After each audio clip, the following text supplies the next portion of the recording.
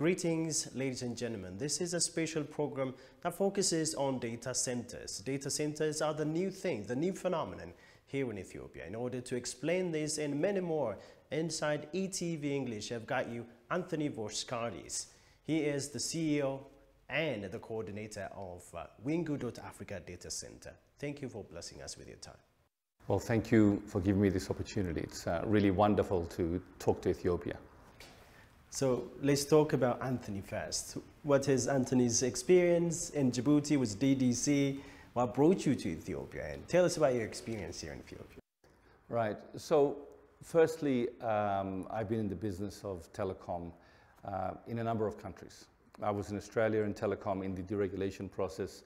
Then I was in Cyprus, in Greece. We built a number of data centers there. And then we saw that Djibouti had a great opportunity. A lot of cables coming in, but nowhere for all these carriers to interconnect a location. So I went to Djibouti with my colleagues and we started the venture there, as I said, 10 years ago. And that was a huge success. With always the eye of extending to Ethiopia, which is a huge market that's still in development with a single operator now changing. We really wanted, and I wanted personally as well as my friends and colleagues, to enter somewhere where we could do something big and have a societal impact. You wouldn't believe the impact the internet has on people. It can have a very positive impact. There's also a lot of time wasting with people watching YouTube. Cat videos, it happens everywhere. But the real opportunity comes in learning, connecting, and being able to be part of the global community. In that part of in that business, which is a growing business. So for me personally, it was kind of a way to grow well beyond Djibouti, but also grow something that means something somewhere. I like the meaning aspect of it. It's not just a matter of having revenues and all these kind of things, which are important because the investments are huge, but it's all about the societal impact. And that, I can tell you from now, I can already see it happening. To that end, to mention, we are opening an innovation center. And we're currently finalizing details, and that will be hopefully finished by the end of, or middle of next year, or the end of next year maximum. This innovation center will allow all these companies that want to create something to come and use the facility. So we're going to have gigabit internet, something which is unusual here now, but it's quite normal in some of the countries already. When you experience gigabit internet connecting to a data center, and as a developer, you could really do magnificent things and not have a disadvantage compared to other places. So for me, this kind of development is as important as the business of the data center. The more you develop, the more you can be autonomous and you can create and use the power you have with the youth. Anthonis, how can we distinguish one data center from the other? And why do we want more than one data center in a given country? That's a very good question. First of all, I'll just speak about the difference between carrier neutral, which is what we are here, and data center owned by a telecom operator. Like, for example, you have Ethiopia Telecom, Saudi Telecom, etc. So a carrier-neutral data center is basically the model working worldwide. This is the success that's happening everywhere. The reason is that you want to go to a mall that has more than one shop. More than one shop means you have, obviously, choice. You also have price competition. So in order for you to compete in this area as somebody providing a service out of a data center, you need to have the same conditions as your competitor has in another country, whether it be UAE, South Africa, Europe. You can't get those conditions unless you're in a carrier-neutral data center. Now, if you look at other countries, let's look at, for example, New York. It's a very good example. New York has maybe, I don't know the exact number, but somewhere in the thousands of megawatts of energy being used, for a city of around 12 million, 15 million, depending on how you measure it. Now, although Ethiopia has, large agricultural sector, etc., not as much business, you're still equivalent to a city of 12 million people if you were to look at it that way. In Ethiopia right now, we're the first data center that's carrier neutral, and we're at 1 megawatt, just above 1 megawatt, which is thousands of times less than what is in New York. So the second part of your question, do you need many data centers? Well, yes, you do. How long will it take for these data centers to become viable economically will show.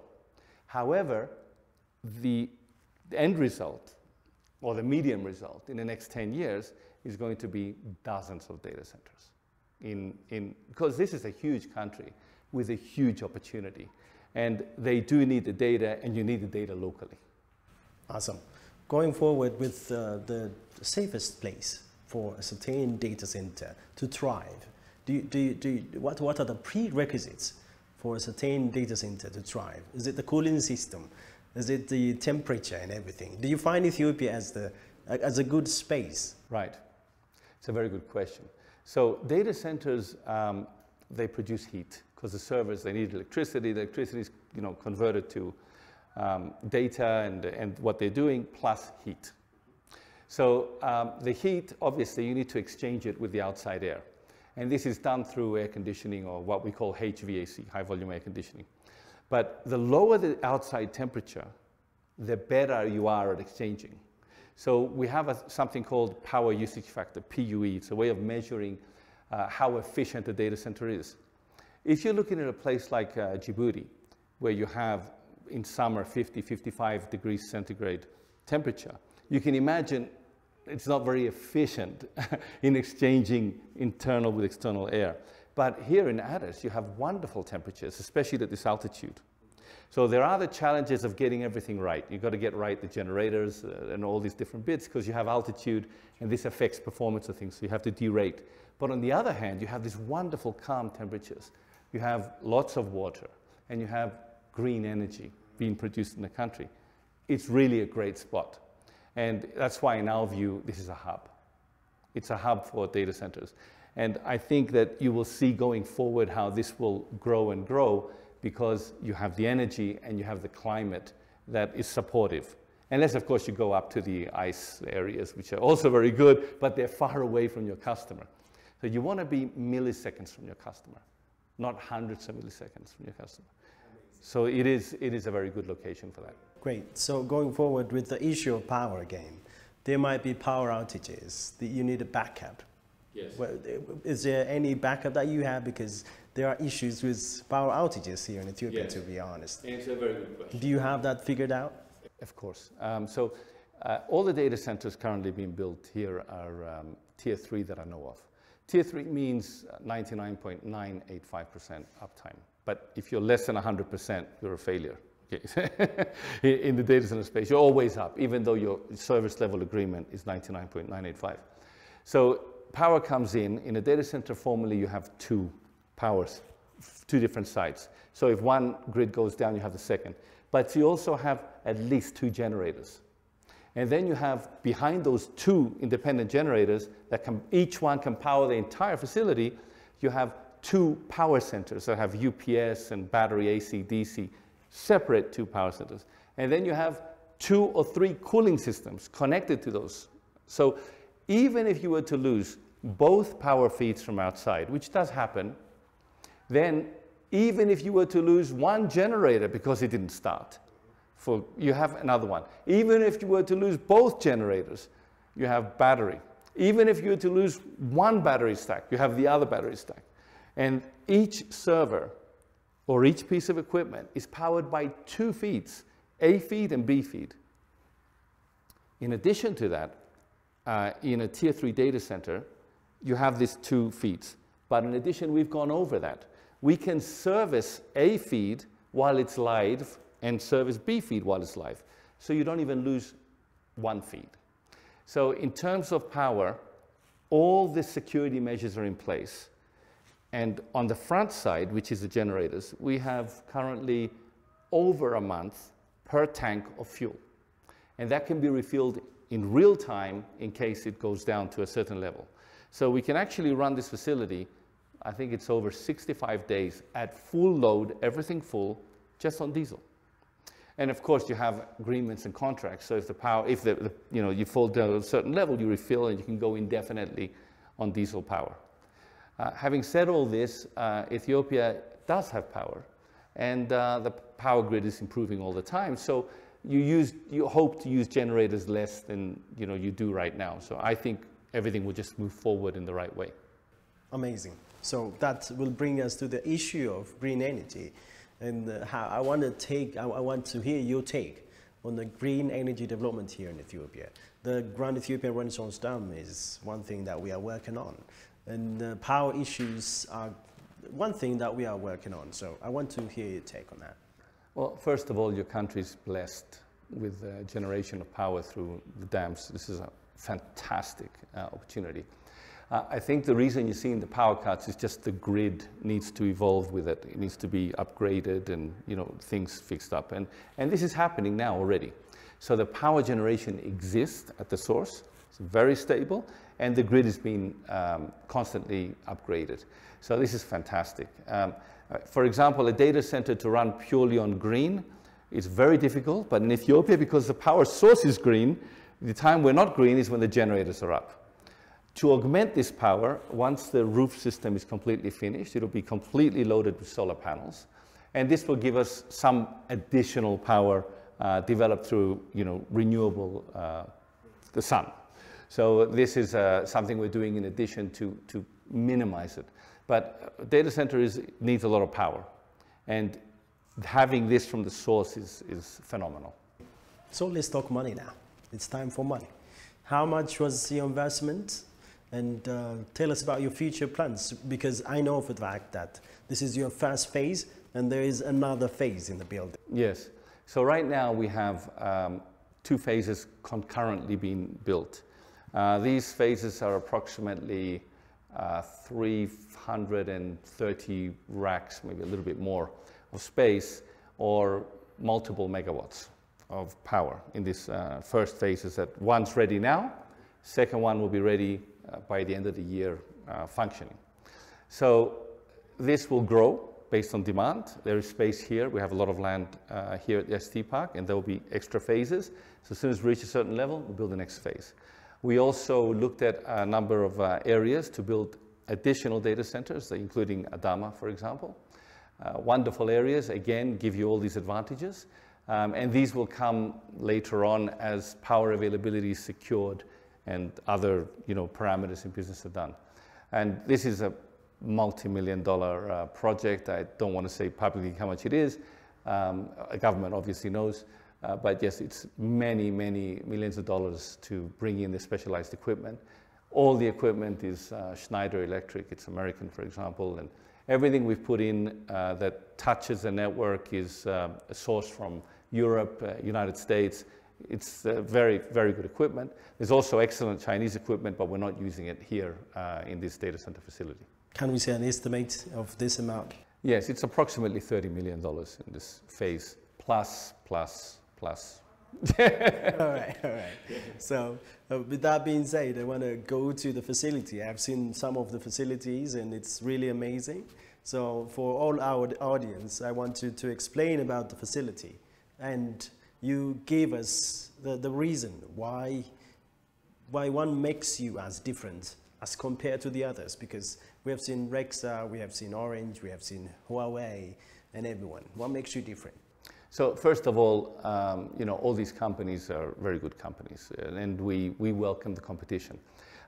Firstly, we're first to the market. It's been very tough and very expensive. In fact, we were talking before, I came to Ethiopia to try and do this in 2012. I came to the ICT park, and the market wasn't ready, the government was quite not ready, everything wasn't ready to do it, but we wanted to do it. But we're still first to market, and this means that we can offer services now, as of 1st of June, but it takes a little bit of time for companies to actually come in. So I think our differentiator is that we are an actual data center operator. We have been operating 10 solid years in Djibouti, won awards. We have a thriving and living ecosystem. The biggest names you can imagine in Africa are already in our data center, functioning for many years and they're very happy. A lot of these are coming to us because they're already happy with what we're doing. So, for example, we've hired many people here in this data center, and they've been working with our Djibouti team for training. Plus, we're working with partners to bring extra fiber from Djibouti to connect to here and other places. This will give distinct advantage to our facility because you'll have low cost or more cost effective fiber. The speeds that you need in a data center are in the terabits, not gigabits, not megabits. So we're working with our partners to make sure that this is available, and I'm sure the others are working on something similar. So our differentiator is the ecosystem and the fact that we've actually been operating in Africa, very nearby, for this decade. And I think this means the experience comes with it. We know what we're doing, and we have an excellent track record with customers and large business. Amazing. So without connectivity, data centers wouldn't, it's an island. So whenever we talk about connectivity, we got to talk about Ethio Telecom, your relationship with Ethio Telecom, and the one emerging that is Safaricom. And so whenever we talk about connectivity, I want you to give us a glimpse of the connectivity here in Ethiopia. And we are now going to the 5G network, which has been implemented here in Ethiopia by Ethio Telecom. Do you think that is feasible? Do we need that here in Ethiopia? And the benefits that are related with the connectivity? I've seen the launch. I was actually here during the launch of the 5G network. I've used the 5G network. I've also used the 4G and LTE networks. And to me as a user, it's not making much difference. It does give you the advantage of having virtually unlimited IP addresses. That's one advantage of 5G. It gives you higher speeds, lower latency. I think you'll see a lot of that roll out. A lot of the marketing will go around that 5G. Even a solid 4G network is outstanding because it's not just what's in the air in that last kilometer or 500 meters from the antenna. It's what's underneath that's connecting. So to have a fully functioning 5G network and take advantage of a gigabit speed on your phone, you also need to have gigabit all the way back to the internet. So there's still building blocks that need to be done. The beauty of the data center is it is a fundamental building block of any network, whether 4 or 5G and going forward. Because the idea is that that data coming from a phone connected to 5G, 4G plus whatever network is coming locally. So you're bypassing all these networks that are somehow restricting your bandwidth on the way out. And that could be because of cost, it could be because of outages of international cables, a number of different reasons. It could be the oversubscription of an international circuit, which happens all over the place. So I think the key to underline all of this is international connectivity. The one thing that we need. So it's Ethio Telecom that you are connected with. How is working with Ethio Telecom? And there is another company that is African Technology. Right, so we're currently already live today, happy to say, with WebSprix fiber. Congrats. And we're waiting for Ethio Telecom to install their fiber here as well, which they've been very proactive in doing this. I have an excellent technical director who I've met in one of these areas. Ethio Telecom really wishes to move forward on a number of areas, and now with competition, they have to move even faster than before. It's just a function of... Are they requesting you in order to use your data center? Yes. Or are you requesting them? Well, the data centers always have all providers in them because it's a sales point for them. The customer inside needs internet. We don't sell internet. We sell the space, security, number of other things. They buy it from whoever is here. So if they're here this week, they're equally with WebSprix to offer a service. If they're here in 1 month, well, the customers that are here will be using the one that's here. So they have to, install their systems, and I'm sure they're already in planning to do so. That is really good to see. So the government of Ethiopia has been giving us this energy of ease of doing business here in Ethiopia. I know for a fact that there might be challenges at the same time. How is working here in Ethiopia with all the challenges? And whenever you face some challenges, are the government bodies helping you in order to facilitate it? Right. So firstly, to say that the bodies that we've been working with have all been extremely helpful. They have limitations because there is obviously a large bureaucracy that lies underneath the government decisions. So that's the area that sometimes you have to educate, supply information to, go through processes with, and the end result of that is delays. Delays, we can live with them, and we work with them to the best of our ability, but delays also equals cost. I mean, we have hundreds of people working on the site.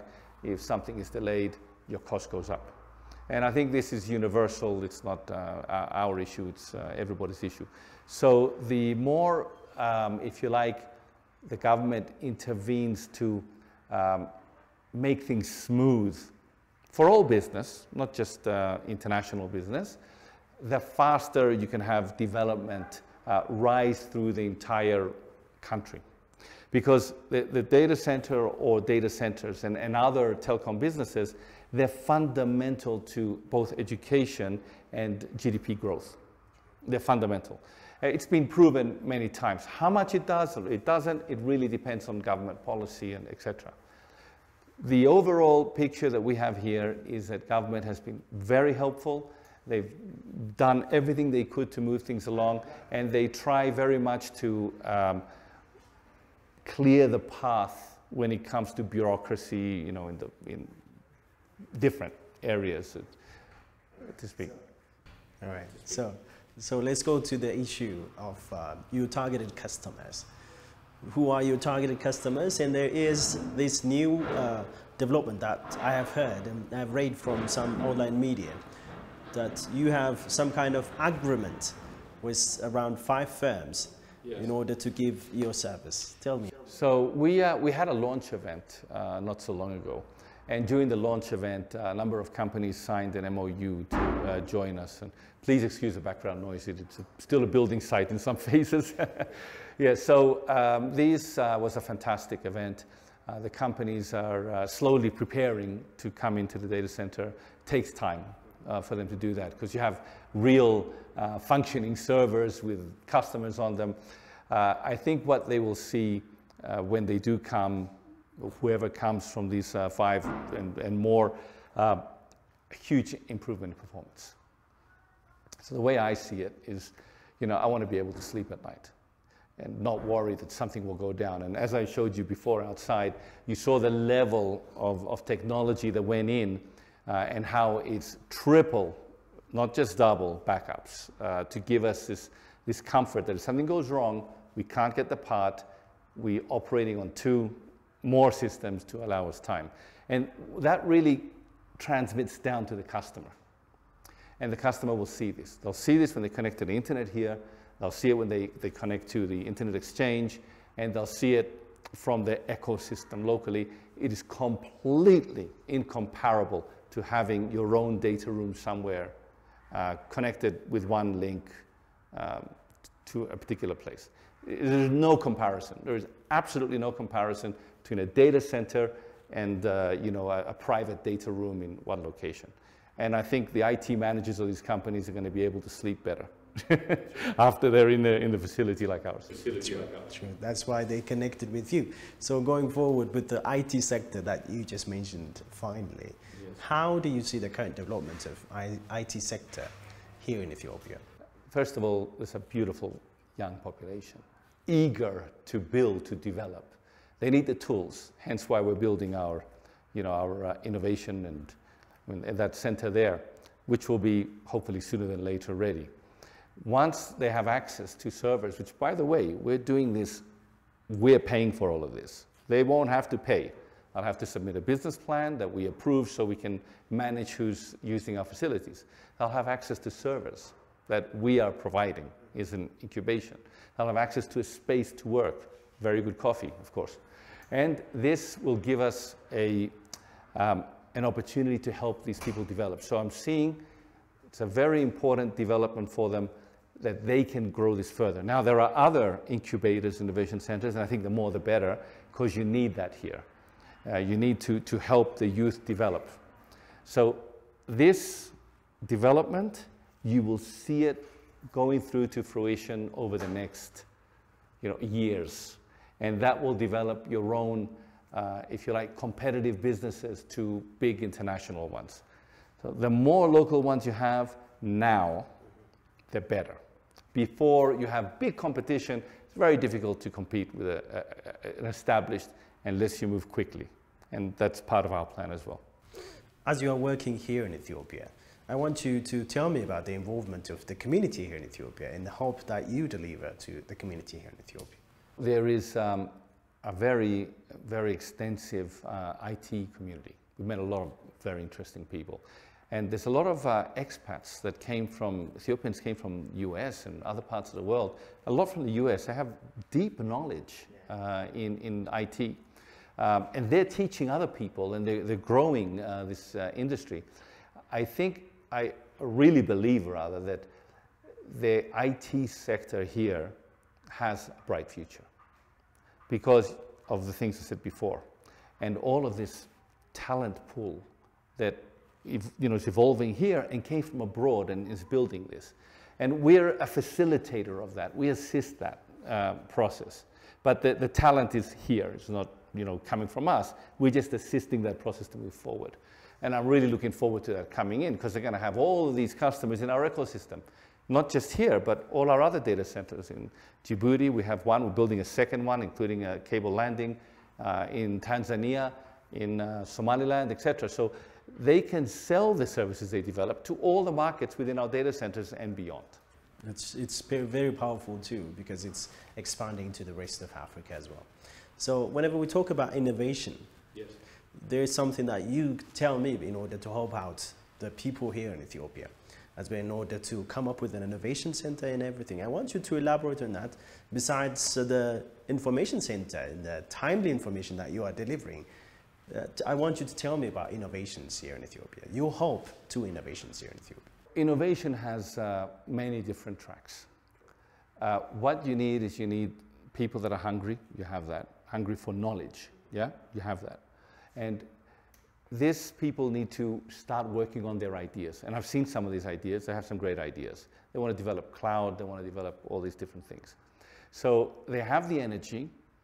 They don't have the tools, which we're going to provide and others provide as well, and the guidance. So one of our plans is to do some teaching at this innovation center that we're going to have. So we can teach people different tools, maybe put them in contact with others, try and help them build teams. So even here in this data center, you have all different kinds of expertise in order to make this work. It's not just one person or two. So the way we can help is we take that, what they want to do, and we help them maybe build teams together, maybe help them with some extra knowledge, and give them the tools to start up. Once they start up, it's not difficult for them to get funding further than that, if it's a good idea, and develop it further. And we're there for the whole part. As much as we can do to assist, the talent is here. They really want to learn and they want to do things. And we want to enable that. Hopefully that answers your question. Of course. So finally, my final question is related to security. An information, a data center without a security protocol would be meaningless. It would be an island. Yeah. So tell me the ways that you have in a way to manage the security protocols in order to protect the crucial data of the country. Right, so the security comes in a number of different ways. First of all, you have physical security. So the security guards, big fences being built around. Nobody can get into a data room. It's secured with a high level of security, and there are processes for this to ensure that nobody can even drive their car near anything sensitive because of the different gating that we're going to have. The internet security is a very wide spectrum. However, we don't want to compete with our customers offering security. However, to start with, we'll be offering appliance-based security. So we can create security from very high-end products, American products that have security appliances We have specially trained people that can create this, and we pass them through in and out of that appliance to offer them internet security. And this is a service, security as a service, if you like. Many companies, including banks, when they host with us, they can host with us and have an area in the data center which is caged with a special metal only for them. So that area, only they can access. And this way, they have their own additional barrier of physical security. And if they choose to have our security on top of theirs, they can, or they can have their own security. Usually they have their own IT specialist with their own security levels. So we can offer security to a very high level. We use Juniper, Cisco for that. These are very well-established security companies, as well as everything else they do. And then we can offer them a managed security service and virtual services, et cetera, to help them get started. And then they can use their own security apparatus going forward. But security and security from denial of service attack, which is a very common thing now, that they prime all these different areas around the world to simultaneously try and access a server. The server goes down. It's called DOS, denial of service. So this security can be accomplished through our partners. So we have partners that run the biggest websites, the biggest news agencies over their network, and they provide what's called the DOS security level. And that will be available in our data center as well. So it's another unique aspect, because it's already running in our data center in Djibouti, and that can be easily extended from companies like Cloudflare and others. So this security has multi-layers and dimensions. We can advise, we can help, we can provide, and if any customer wishes to bring their own security, they can offer it to the entire base. And that's the idea, that you create this ecosystem where people can compete, offer services, and develop their own business. All right. Any final idea, any message that you want to deliver? Well, just to say that I'm thrilled that we're here and that we've started the first carrier-neutral data center here in Addis, and that we've had a very warm welcome. The government has been fantastic. And also the IT knowledge and the pool of people has been surprising in such a positive way that I think is a very positive outlook here. There's big changes coming to Ethiopia, and I think we're all going to live through this, and it's going to be very exciting. Thank you for blessing us with the time, Anthony. Thank you very much for giving me this opportunity. That's all that we've got for you inside this special edition that focused on data centers, and we focused on wingu.africa data center. Till we meet again with another special program, it's a goodbye and have a lovely time.